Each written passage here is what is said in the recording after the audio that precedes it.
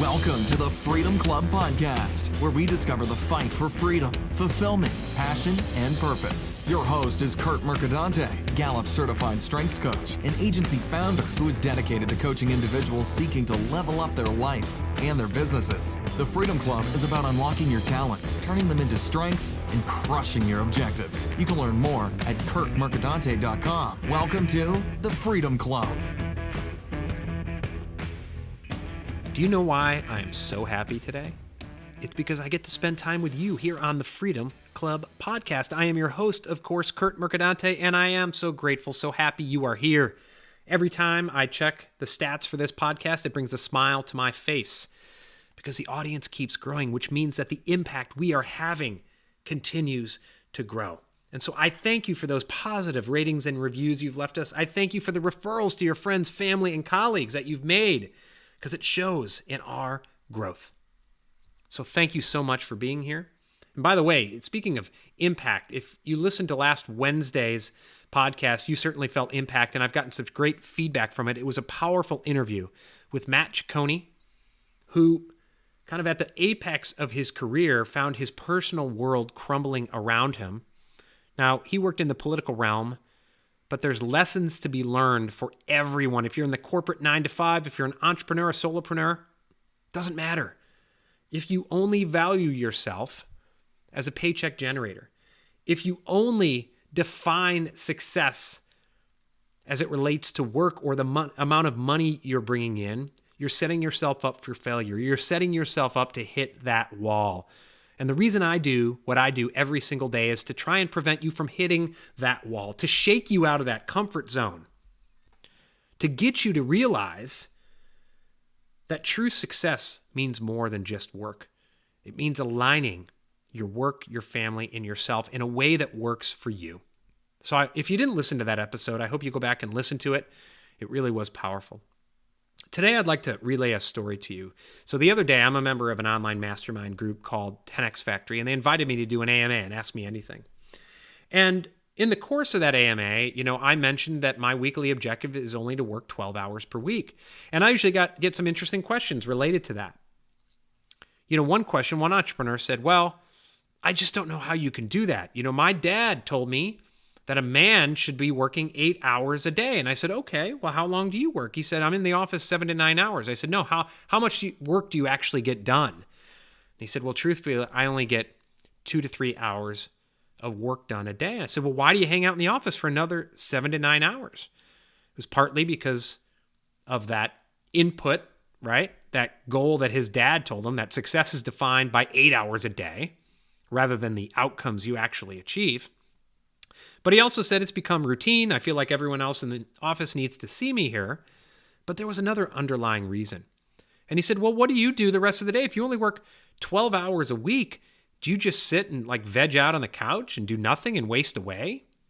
I said, do you really think that's what I do? I have 4 kids. And see, this is the problem. Most people clearly define their work and what they think success is. And some people, yes, define success in their minds by the amount of hours they work in a day, which is total bullshit, right? That's an input. That's not based on the outcomes you want to achieve.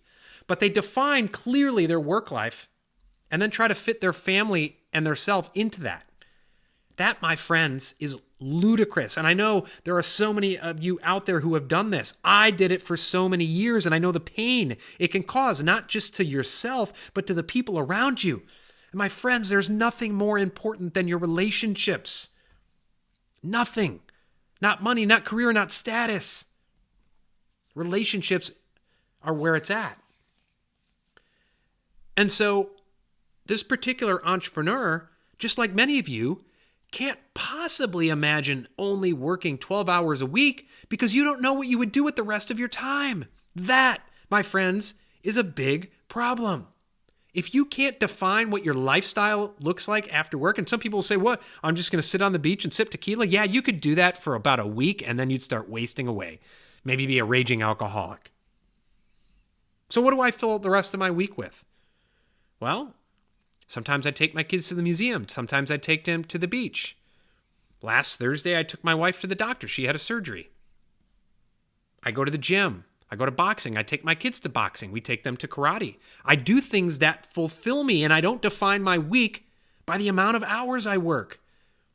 Because just like that entrepreneur, I guarantee most of you, if you really identified the real outcomes-based work you get on a daily basis, it is certainly nowhere near 8 hours. Because I've said it before and I said it again, and I did that LinkedIn video back in April or May that went viral, and where I said 70% of your day is utter bullshit. But in order to realize that, you've got to set clear outcomes and then reverse engineer it, rather than come in and say, I have a to-do list of 30 random things that I'm going to get done today. And then I ask you, what'd you get done today? I got 30 to-dos done today.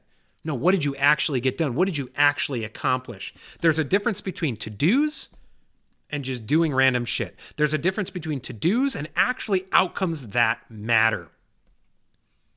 And if I ask enough questions, I get there, just like this entrepreneur.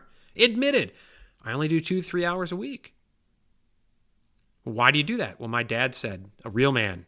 You know, I did, last month, I did a video talking about the 12 hours a week that I work.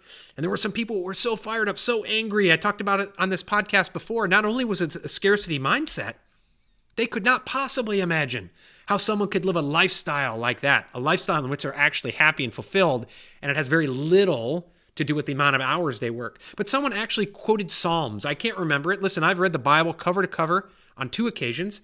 I don't memorize specific passages, but he quoted Psalms, and there was a passage about men work in the fields for a set number of hours per week.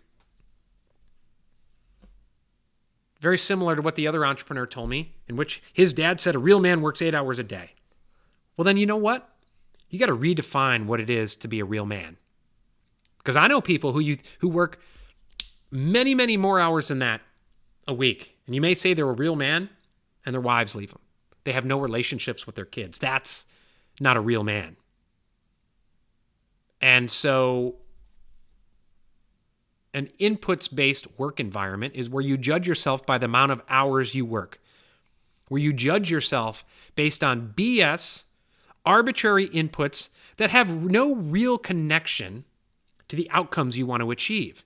You have 200 nails in front of you, and you think, I got to nail in all 200. But if you set your vision and work backward from there to set key objectives, and then work backward from there to set monthly, weekly, daily outcomes that get you to that objective, you realize, holy shit, I only had to nail in 2 of those 200 nails and I get the same outcome? And I would argue it's a better outcome because you're not damn tired from nailing in the other 198 nails. So I get these questions a lot, and I don't bring them up to pick on anyone because I was once there. I was leading an inputs-based life. The amount of hours you work, that defines whether you're a man or not. That defines success. Bullshit. Because those same people, if you really get down to it, their relationships are suffering. They're not fully happy. I mean, if you can't even define what you would do with the rest of your day if you only work 2 to 3 hours a day, that is a problem. If you have no hobbies, if you have no relationships, if you don't know if you even like going to the beach, going for a run, going for a bike ride, forget the relationships, maybe physical activity would be good for you. And I don't prescribe that everyone only should work 2 to 3 hours a day or 12 hours a week. I listen to what people tell me. That's what I do as a coach. I actively listen. And if I ask enough questions, people define their lifestyles for themselves without even admitting it. Because often if you ask, what's the lifestyle you want? They either fudge it or they think they have to ask for permission even to say it out loud, the real lifestyle they want. And so I ask questions like that. And like this entrepreneur, he admitted he only gets 2 to 3 hours of work done a day. So why are you there for 7 to 9 hours? Go out and live life. Get the hell out of your chair. Get some physical activity. Build some relationships. Get some sunlight. Figure out what fulfills you. Because you know what's going to happen? You're going to get to 40, 45, and 50, and you're going to realize all that time you wasted, you will never, ever get back. And it's not worth it because we're all going to die. Is it a cliche that life is short? Only if you ignore it and say it's a cliche, because damn it, it is short. And some of you, I know, you might be 25, 30, 35. Maybe you're not 40 yet. Maybe you're 38 and you don't realize it yet. Tim Allison, I was on, he has a Screw the Naysayers podcast, and he said he was having a discussion with someone, it was a guest, who said, unfortunately, it often takes an infrastructure rattling event to shake us out of the matrix, to get us to realize that, what the hell am I doing? Why do I want to live a lifestyle that I'm defaulted into rather than one I design? For me, it was anxiety attacks coupled with the death of my father that shook me out of it. Do I wish I had been shaken out of it years before? You bet. Do I regret it? No, I don't really have regrets because I think that all our experiences lead to and add up to who we are today. And if I didn't have those experiences, I wouldn't be doing what I'm doing today, which is extremely fulfilling. But you shouldn't tempt fate by hoping you have an infrastructure rattling event. I talk to people every week, some who don't realize it and some who kind of overtly admit the fact that they're going to wait for that crisis to come. They're going to wait for that infrastructure rattling event to force their hand. Like, why the hell would you want to do that? And the answer is that most humans are motivated more by pain avoidance than the pursuit of fulfillment and pleasure. It's that simple. And so they're trying to put off that pain to the last possible moment. And I know from experience, that's not the way to do it. That is absolutely not the way to do it, because you back yourself into a corner. You force yourself into decisions. Maybe they're going to be worse decisions than you made before. The fear is going to be there, the anxiety. Why not build a landing strip? Why not realize now I'm not fulfilled?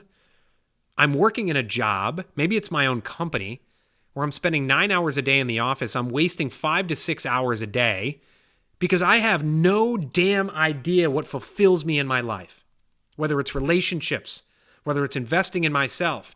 All I've done for the past several years is identify myself solely as a paycheck generator, as a worker, as a robot sitting at my desk.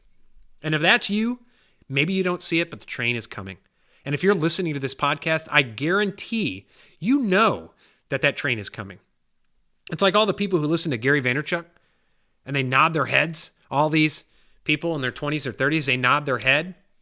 And then they go out and do the exact opposite of what he said. They know in their heart of hearts they're supposed to do it, but they're trying to avoid the pain. They're keeping up with the pack. They're keeping up with that coerced conformity that our society brings us. So start defining what you want out of life. What's the lifestyle you want to actually live? Is it sitting in an office for 9 hours a day if you only get 2 to 3 hours of work done? No. And when I talk to you, I can see it in your eyes. I can hear it in your answers. Define the lifestyle you want. Reverse engineer it to today, to this morning, to this afternoon, and figure out what are the outcomes you need to get done, the real outcomes you need to achieve tomorrow, the next day, next week, next month, this year, in order to achieve that lifestyle. Otherwise, you're going to continue to waste time. And I said it before, I said it earlier this year, that 70% of our days are bullshit if you're leading them according to inputs. I've since revised that to about 80 or 90% of your day. Is that how you want to live your life? I think not. It's time to make a change. You can make a change. The only one who can do it is you. And you know what? You probably know you need it, but you got to want it. You got to know it's possible. And if you need help, visit my website, Kurt Mercadante. Find me on LinkedIn. Send me a message. I'm very accessible, and I'll talk you through it. Thank you so much for listening to this episode of the Freedom Club podcast. I'm your host, Kurt Mercadante. Have a wonderful weekend.